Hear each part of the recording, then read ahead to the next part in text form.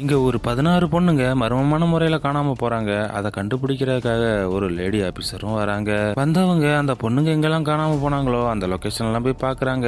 ஆனா இவங்களுக்கு எந்த ஒரு ஆதாரமும் கிடைக்காம போகுது. அதனால லேட்டஸ்டா காணாம போன 3 பெண்களோட மொபைல் போனோட டீடைல்ஸை செக் பண்ண சொல்றாங்க.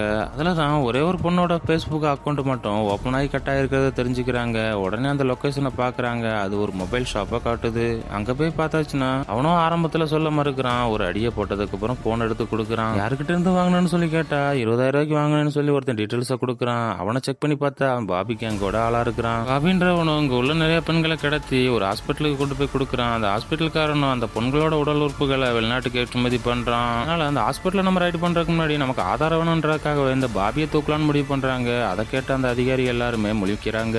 ஏன்னா யாருமே அங்க போறதுக்கு தயாரா இல்லை. இதுக்கு முன்னாடி ஒரு போலீஸ் போயிருப்பாரு. அவரை சின்ன பசங்களை வச்சே போட்டு தள்ளியிருப்பாங்க. அந்த டீம்ல இருக்கிற நம்ம ஆபீஸோட பாய் ஃப்ரெண்ட் நான் போறேன்னு சொல்லி ஒத்துக்கிறான். அங்க போறவன் அங்க இருக்கிற எல்லாத்தையும் அடிச்சு போட்டு பாபியை கோமா அவளே படுக்க போட்டுறான். அந்த கேஸ் முடிஞ்சிருச்சுன்னு சொல்லி கொஞ்சம் என்ஜாய்மெண்ட்ல இருக்கிறாங்க. அப்ப இவங்க டீம்ல இருந்து போன் வருது. அவங்களோ மேடம் நம்ம இப்ப முடிச்ச கேஸ் வேற, நம்ம டீல் பண்ணிக்கிட்டு இருக்கிற கேஸ் வேற, டோட்டலா வித்தியாசமா இருக்குன்னு சொல்ல அவங்களா அடிச்சு பண்ணிட்டு ஓடி வந்து பாக்குறாங்க. பார்த்தா இவங்க விசாரிக்கிற கேஸே வேற. ஆனா இந்த 16 ஃபைல்ல இருக்கிற ஒரு ஒற்றுமையை கண்டுபிடிக்கிறாங்க. எல்லாருமே ரெட் கலர் ட்ரெஸ் போட்டிருக்காங்க. காணாம போன அன்னைக்கு எல்லாருமே ரெட் கலர் ட்ரெஸ் போட்டு தான் காணாம போயிருக்காங்க. இதை கண்டுபிடிக்கிறவங்க கிட்னாப்பரை நம்மளை தேடி வர வைக்கணும்னு சொல்லி இவங்க டீம்ல இருக்கிற நிறைய பேருக்கு ரெட் கலர் சரியா கட்டி விட்டு எல்லாரையும் ஒரு லொகேஷன்ல நிப்பாட்டி வைக்கிறாங்க.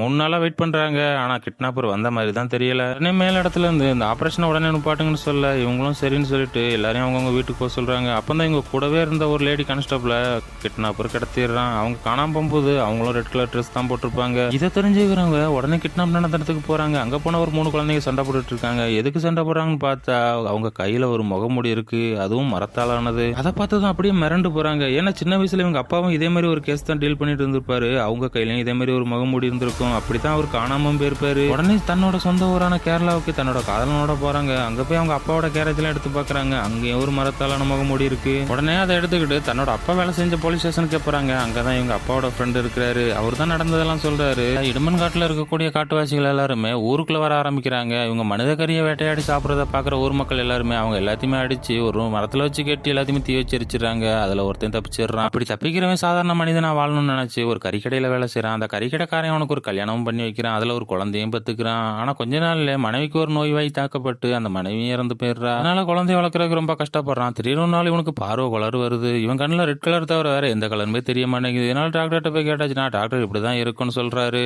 கடைசியா இவன் தான் எல்லாரையும் பிடிச்சி உயிர் வாழ்றதுக்காக அவங்க ரத்தத்தை குடிச்சுக்கிட்டு இருந்திருப்பான்.